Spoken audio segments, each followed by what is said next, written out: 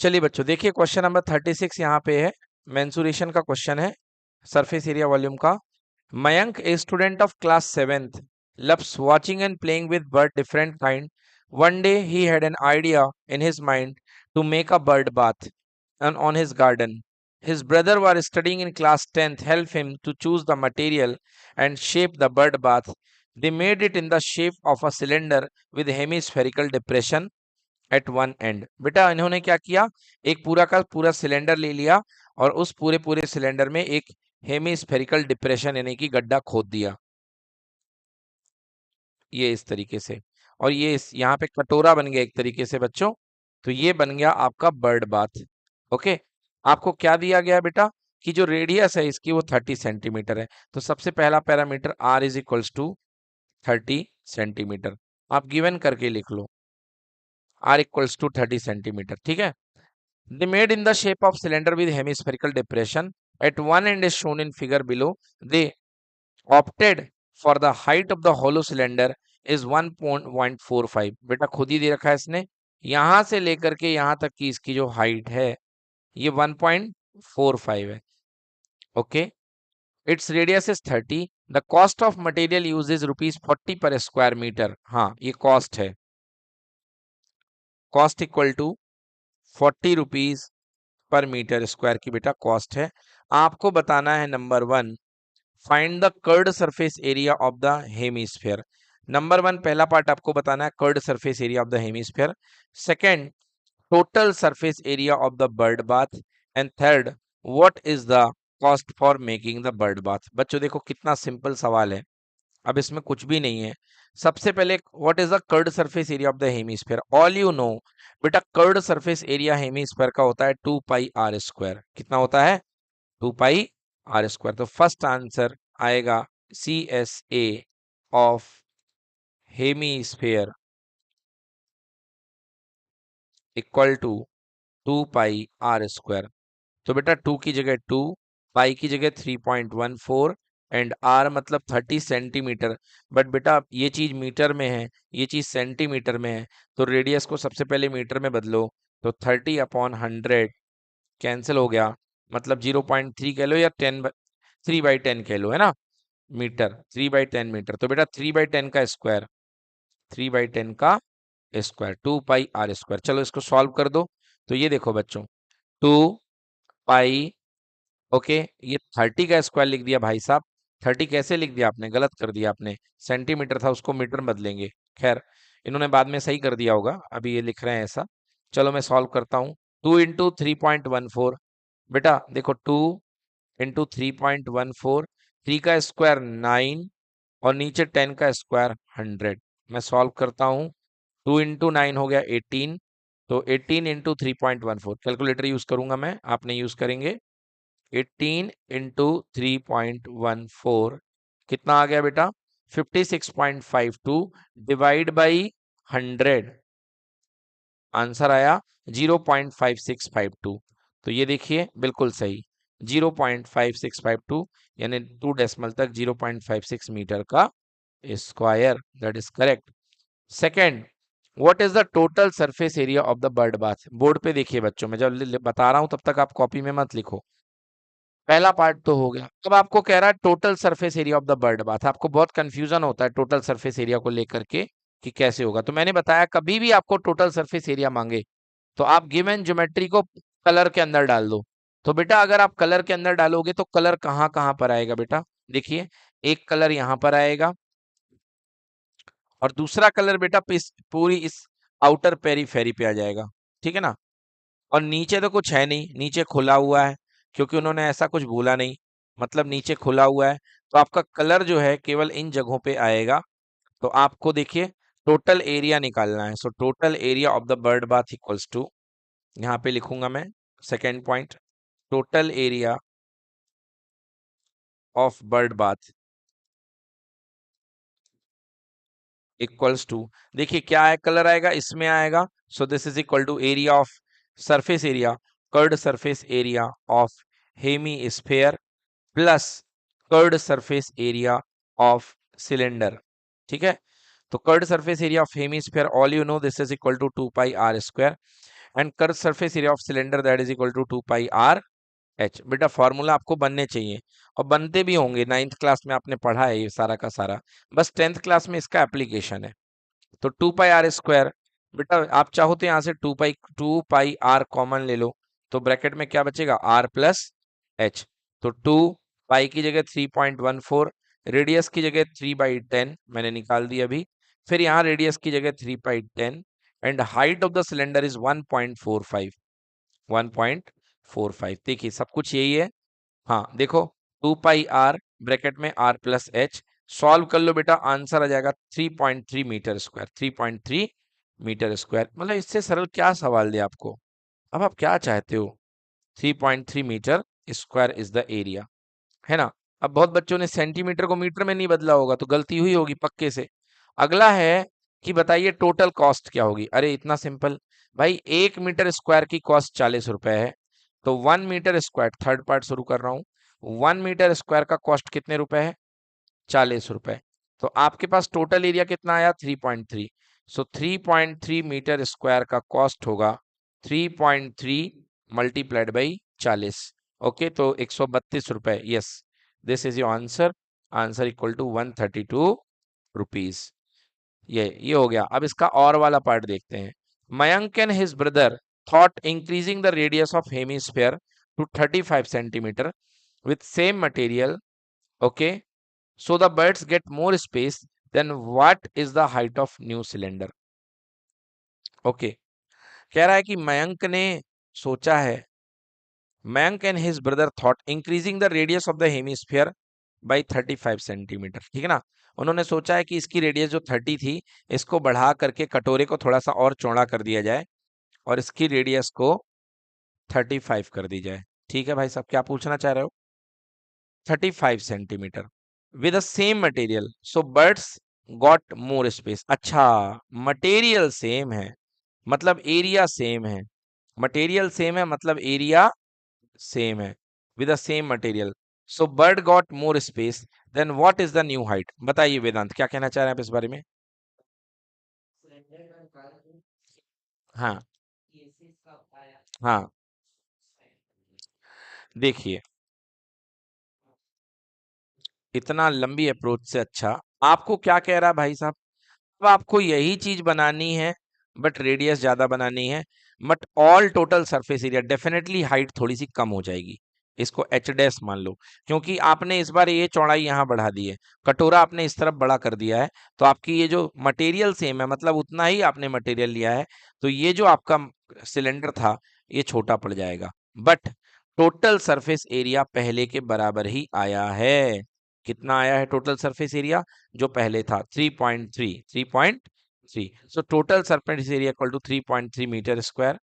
now total surface area equal to, now curved surface area of semi-sphere that is equal to 2 pi r square। But बेटा इस बार r आपको 30 नहीं लेना है, इस बार आपको r लेना है 35 सेंटीमीटर, तो 35 अपॉन 100, यानी कि 35/100 ही रहने दो, का होल स्क्वायर। वाई, बिकॉज ऊपर का जो कटोरा है ना उसका सरफेस एरिया होगा 2 pi are square, r dash का स्क्वायर, नई रेडियस हो चुकी है। नाउ प्लस सिलेंडर का curved surface area 2 pi r, radius same है 35/100, आर हो गई 35/100। क्यों किया, क्योंकि सेंटीमीटर में था तो मीटर बदलेंगे तो 100 का डिवाइड हो जाएगा, और plus h 2 pi r, sorry इसमें एच आएगा, एच डैश, क्योंकि इस बार का नया जो है ना वो एच डैश हो चुका है, और ये सब मिलके कितना होना चाहिए 3.3, राइट। अब देखो भाई साहब, अब यहाँ पे आप कॉमन ले लो, कुल मिला के अब तो सॉल्व हो ही जाएगा, तो यदि आपको सॉल्व मुझसे ही करवाना है तो मैं सॉल्व कर देता हूँ। देखो 2 कॉमन, पाई कॉमन, क्योंकि इसमें भी 2 पाई बैठा है इसमें भी 2 पाई बैठा है, 30 × 35/100 एक बार, अंदर क्या बच गया देखो 35/100 प्लस एच का डैश इक्वल टू 3.3। बेटा 3.3 को मैं लिखूंगा 33/10, 33/10। देखो बच्चों ये जीरो से ये जीरो क्या हो जाएगा कैंसिल, क्योंकि ये पूरा मल्टीप्लाई में है। ओके, नाउ इसको थोड़ा सॉल्व कर देते हैं, ये जीरो से ये जीरो कैंसिल हो गया। ओके, अब क्या होगा, तो 2 पाई इंटू 35/10 यहाँ लिखता हूँ, देखो बच्चों 2 पाई इंटू 35 अपॉन में क्या बचा 10 और ब्रैकेट में 0.35 बिकॉज 35 प्लस अपॉन 100 बोले तो 0.35 प्लस कितना एच डैश इक्वल टू इधर कितना बचा 33। देखो बच्चों यहाँ पे आपके पास में 5 से काट दो, 5 से कितने बार 2 बार और 5 से कितने बार 7 बार और ये 2 से ये 2 क्या हो गया कैंसिल, मतलब आ गया 7 पाई। 7 पाई का मतलब 7 मल्टीप्लाइड बाई 3.14 और ब्रैकेट में 0.35 plus H dash equal to कितना बचा 33। चलो भाई बहुत बढ़िया। अब इसको सॉल्व करते हैं, यहाँ पे आप सॉल्व कर लो इसको। 7 इंटू 3.14, अब मैं कैलकुलेटर का यूज करूंगा 7 इंटू 3.14 निकालने के लिए। तो 7 इंटू 3.14 इक्वल्स टू 21.98। तो 21.98 ब्रैकेट में 0.35 plus H dash equals to 33। So 0.35 plus H dash equal to 33 divide by 21.98। ठीक है, so 33 divide by 21.98, 33 divide by 21.98 equals to आया 1.501। So 0.35 plus H dash equal to 1.501। So H dash equal to 1.501 minus 0.35, मतलब जो आया है उसमें से आपको 0.35 को माइनस करना है। तो ये जो अपने पास आया है इसमें से 0.35 को क्या कर देना है माइनस, आंसर आ गया 1.151। Answer is 1.151। चलिए चेक करते हैं, तो आंसर इक्वल टू 1.15 समथिंग आना चाहिए। नहीं, ये देख लीजिए बिल्कुल सही आ रहा हमारा बच्चों 1.15। ठीक है ना, 1.15 1.1 आया है। ठीक, नहीं गलत आया बच्चों। ठीक है ना, आपने पाई की वैल्यू 22/7 रखी क्या? नहीं, तो फिर गलत है, कुछ भी आपने मिसप्रिंट मिस्टेक हुई आपसे 100%। तो 1.11 नहीं आएगा, 1.15 ही आएगा या 1.151 आएगा, इतना क्लियर आ रहा है अपने पास में। तो अब आपके कैलकुलेशन के तरीके अलग अलग हो सकते हैं, कोई जल्दी कर सकता है, कोई थोड़ा लेट कर सकता है। अपने अपने तरीके से कैलकुलेशन करो, वो आपका एंड है और उसको आप सॉल्व करो। चलिए इसको नोट करिए। चलिए देखिए बच्चों अगला question, question number 25। The short and long hand of a clock are 4 centimetre and 6 centimetre respectively. Find the sum of distance travelled by their tips in 2 days. देखो बेटा, एक घड़ी के अंदर दो कांटे हैं, बट क्वेश्चन को क्लियर करने के लिए मैं यहाँ पे उसी घड़ी को दो बार बना रहा हूँ। शॉर्ट हैंड यानी कि आवर वाला हैंड ये है, और बड़ा वाला ये मिनट वाला हैंड है, ठीक ना। यस, ये मिनट वाला कांटा है। The short and long hand of a clock are 4 centimetre and 6। बेटा ये जो छोटी वाली रेडियस है ये 4 सेंटीमीटर है, और जो बड़ी वाली रेडियस है capital R that is equal to 6 centimetre. अच्छा, दोनों सेंटीमीटर में तो कोई दिक्कत नहीं है। Find the sum of the distance travelled by their tip in 2 days. भैया 2 दिन का हिसाब लगाना है। अब मुझे बताओ कि 12 बजे से अगर ये घड़ी शुरू होती है तो 12 बजे से लेकर के अगले दिन के 12 बजे तक ये घंटे का कांटा कितने चक्कर घूमेगा, एक चक्कर या दो चक्कर? अच्छा, घंटे का कांटा दो चक्कर घूमेगा ना। हाँ, अगले दिन तक। अच्छा, ठीक है भाई। भाई घंटे का कांटा जो है 24 घंटे होता है, और कांटे 1 से लेके 12 तक रहते हैं। तो भैया दो चक्कर लगाएगा, मतलब आवर एंड के कितने चक्कर लगेंगे, दो चक्कर। क्लियर। और ये जो है ये मिनट का कांटा होता है। आपको पता है कि मिनट का कांटा जो होता है एक राउंड पूरा 1 घंटे में घूम करके वापस वहीं आ जाता है। बोलो आ जाता कि नहीं आ जाता 1 आवर में? बोलो यस और नो। मतलब भाई साहब 1 घंटे में इसके एक रेवोल्यूशन हो गया। तो आपके पास में टोटल 24 घंटे हैं। कितने घंटे हैं? 24 घंटे हैं। सॉरी, 2 डेज बोला है बच्चों, 2 डेज, 2 डेज बोला है। तो जब 1 डे में इसके 24 रेवोल्यूशंस लगेंगे तो 2 डेज में कितने रेवोल्यूशन लगेंगे? 48 रेवोल्यूशंस। बोलो यस और नो। अच्छा एक चीज और, यहाँ पे ये एक दिन में 2 बार राउंड लगाएगा आवर का एंड। तो 2 दिन का कैलकुलेशन पूछा गया है, तो मल्टीप्लाई बाय 2 करना पड़ेगा। मतलब 2 दिन में टोटल कितने चक्कर? 4 चक्कर। कितने चक्कर? 4 चक्कर। नहीं आया समझ में? नहीं आया। देखो भाई, आपके पास में जो आवर एंड है, आपका घड़ी का कांटा, अगर आप रात के 12 बजे से दिन की शुरुआत मानते हैं, घड़ी का छोटा कांटा आवर एंड, तो 12 बजे से लेकर के अगले दिन के 12 बजे तक हुआ 1 चक्कर, और ये अभी आधा दिन हुआ आपका, और उसी की रात 12 बजे तक हो गया 2 चक्कर, यानी 24 घंटे में आपका एक दिन पूरा हो गया। बोलो हो गया कि नहीं हो गया? 24 घंटे में आपका एक दिन क्या हो गया? पूरा हो गया। क्लियर कि नॉट क्लियर? ठीक है ना? तो 24 घंटे में आपका एक दिन पूरा हो गया। ये 12 से लेकर के वापस 12 और फिर अगला बार 12, तो 2 दिन बोला गया है। तो जब 1 डे में 2 चक्कर लगाएगी घड़ी, 2 रेवोल्यूशन, तो 2 डे में कितने रेवोल्यूशन लगाएगा? 2 × 2 यानी कि 4 रेवोल्यूशन। बोलो समझ में आया कि नहीं आया? बेटा आपको पता है, इसने बोला कि बताओ ये कितना चलेगी, तो आपको पता है कि अगर रेडियस r है, तो एक चक्कर का पूरा सरकमफेरेंस, कक्षा 8वीं का क्वेश्चन होता है 2πr। ये तो है ही नहीं 10th क्लास का सवाल। तो एक चक्कर हो गया 2πr, तो भैया 4 चक्कर हैं, तो पहली वाली क्लॉक की लेंथ L1 और दूसरी वाली क्लॉक की टिप की लेंथ L2। ओके, तो पहली वाली क्लॉक की लेंथ 2πr के हिसाब से 4 चक्कर, दूसरी वाला 2πr के हिसाब से कितने चक्कर भाई साहब? 48 रेवोल्यूशन 2 दिन के। बोलो क्लियर कि नॉट क्लियर?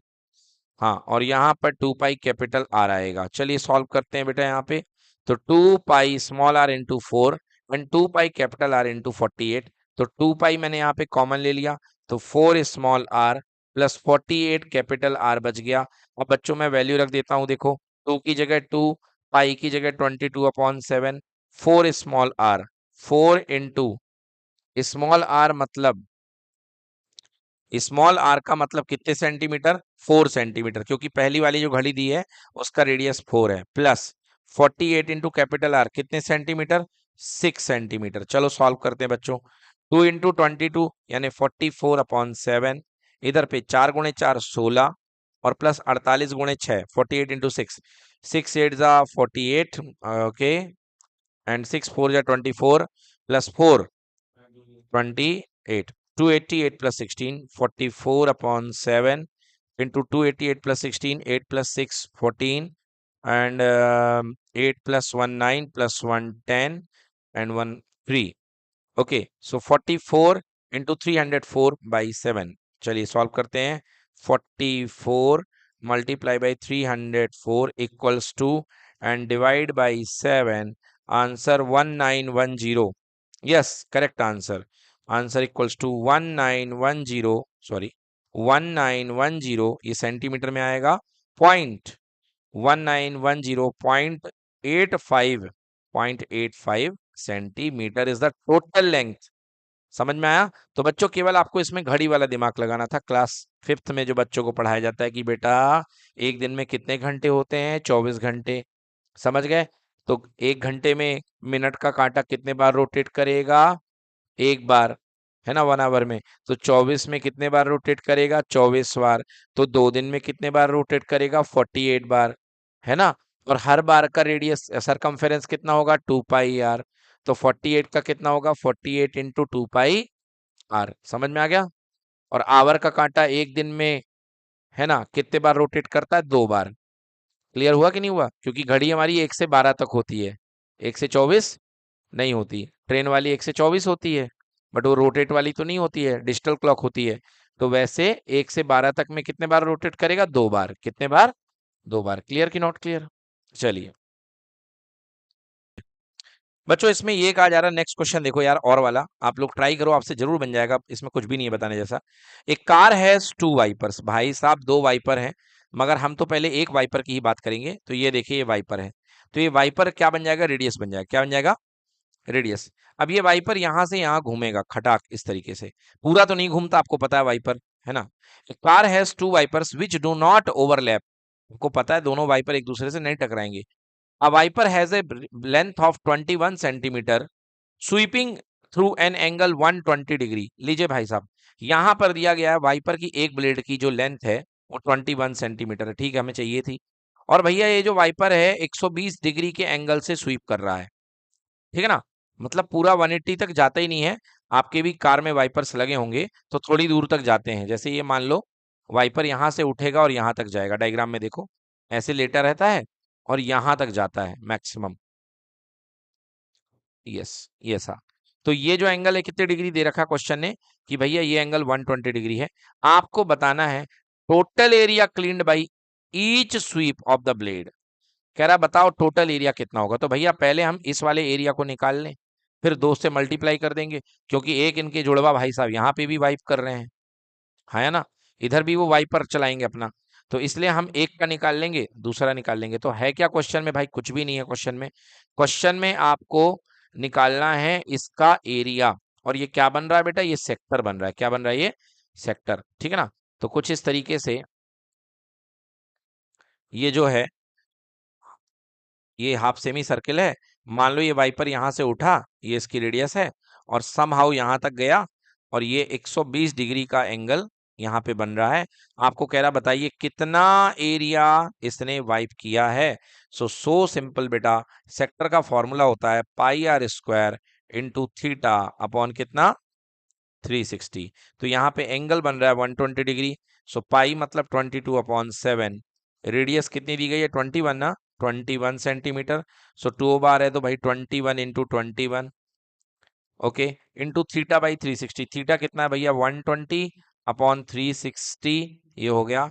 और लगे हाँ तो आपको टोटल निकालना है, तो दो का क्या कर दो मल्टीप्लाई, क्योंकि दो वाइपर है, एक इधर है एक इधर बैठा होगा, है ना। तो चलो काटा कुटी मचा दें, 0 से 0 कैंसिल हो गया।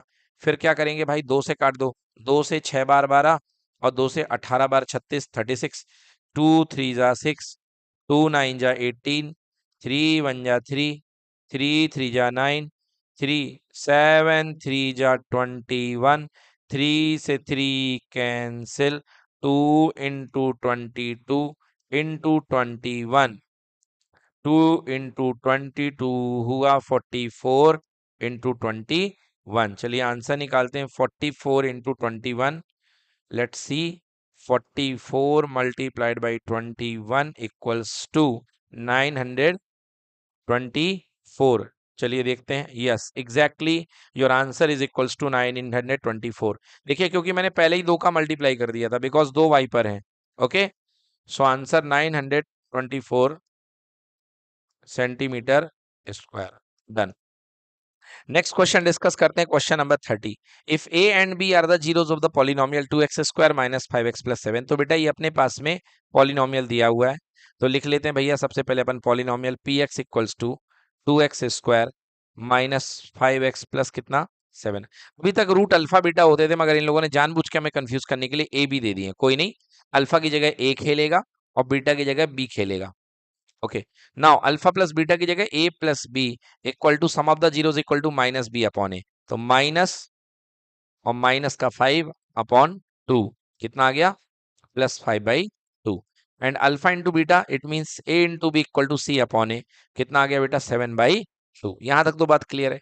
क्वेश्चन का कहना है then find the polynomial whose zeros are 2a plus 3b and 3a plus 2b। अब कह रहा है एक नया पॉलिनोमियल बनाओ जिसके zeros 2a plus 3b 3a plus 2b हो। मतलब जो अल्फा दिया है नए पॉलिनोमियल में वो दे रखा है 2a प्लस 3b, और जो बीटा दे रखा है भैया वो दे रखा है 3a प्लस 2b।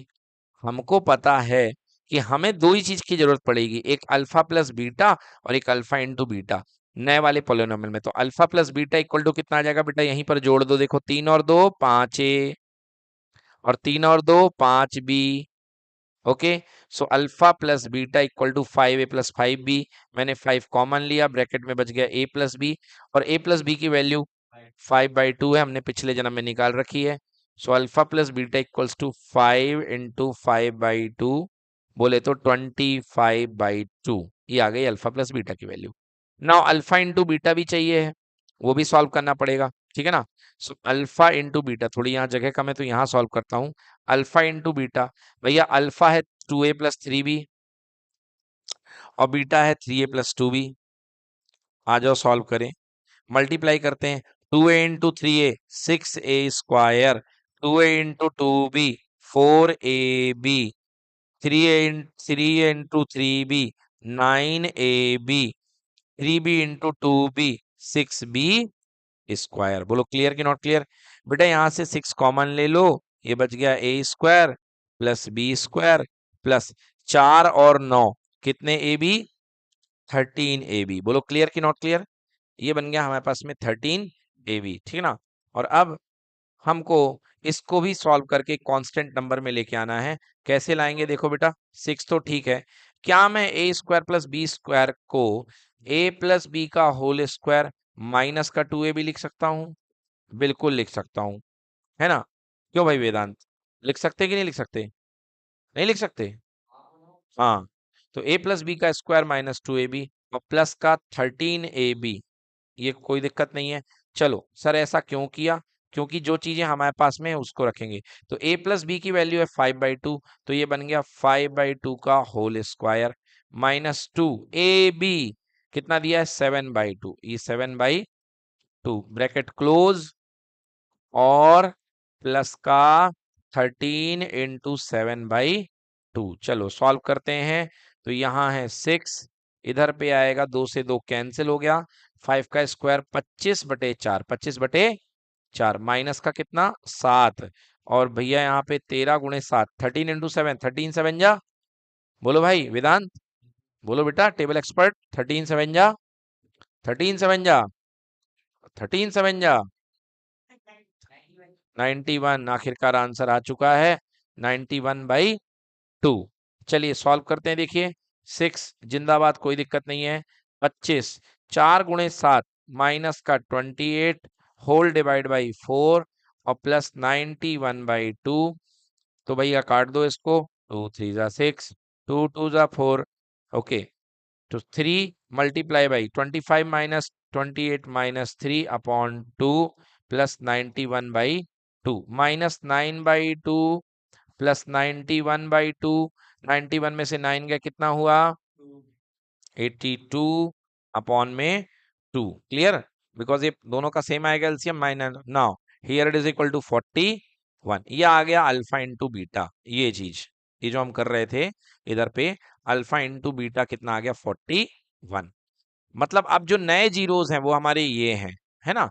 अब कह रहा है कि भैया इनसे बनने वाला quadratic equation, so all we know quadratic equation की स्टैंडर्ड फॉर्मेट होती है P X equals to K X square minus sum of the zeros alpha plus beta into X plus alpha into beta. सब कुछ हमारे पास में है, denominator का कोई पंगा नहीं है, तो के की वैल्यू 1 ले लो, के की वैल्यू 1 ले लो, ठीक है ना। और x square minus alpha plus beta, बेटा देखो कितना आया था? 25/2, है ना। कितना आया था? 25/2। 5 into 5/2 that is equal to 25/2।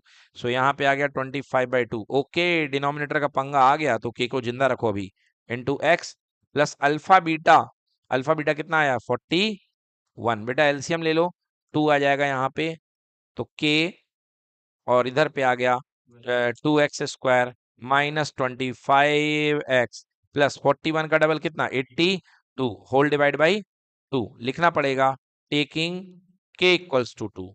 और जैसे टेक k की वैल्यू 2 लोगे तो 2 से k क्या हो जाएगा?